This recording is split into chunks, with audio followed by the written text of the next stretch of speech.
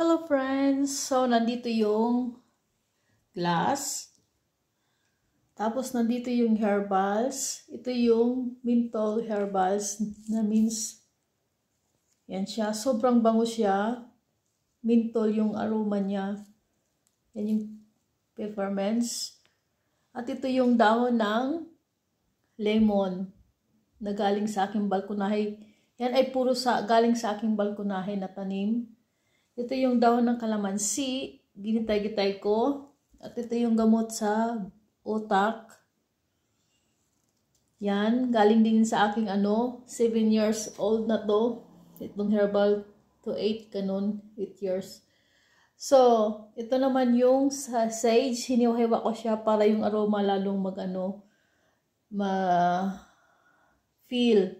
At ito naman yung kalamansi na aking ginupit, hiniwa, yan, galing sa aking balkonahe. Yan na ilalagay ko dito sa aking glass para gawing tsaa or tea, tawag dyan. So, lalagyan ko siya nitong beans. Ito yung avocado. Ito yung avocado ay gamot para sa mga buto na pananakit. Yan siya. Hiniwa-hiwa ko siya ng maliit na para gawing tsaa. So, ito yung lemon na aking ilalagay. Tapos, bubuhusan ko muna siya ng kaunting mainit na tubig.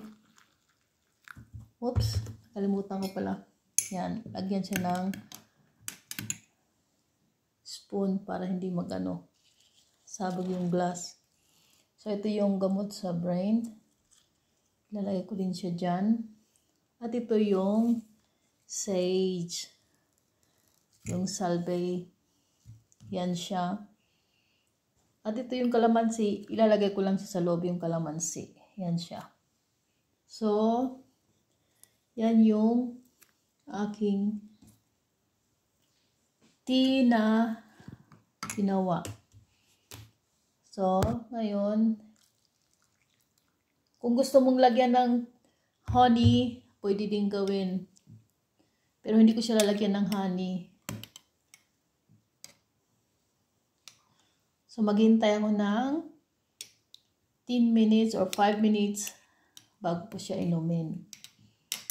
Oh, sobrang aromatic. Halo yung niya, yung aroma niya. Napaka sarap siyang inumin. Yan. Yan yung aking ginawa na tsaa or tea. So, try din kayo. Gumawa ako ng tsaa as a medicine for pain, the body, at saka sa pananakit na lalamunan at mga buto sa ating katawan. So, yan. So, thanks for watching. If you like, try to make to your home. Bye!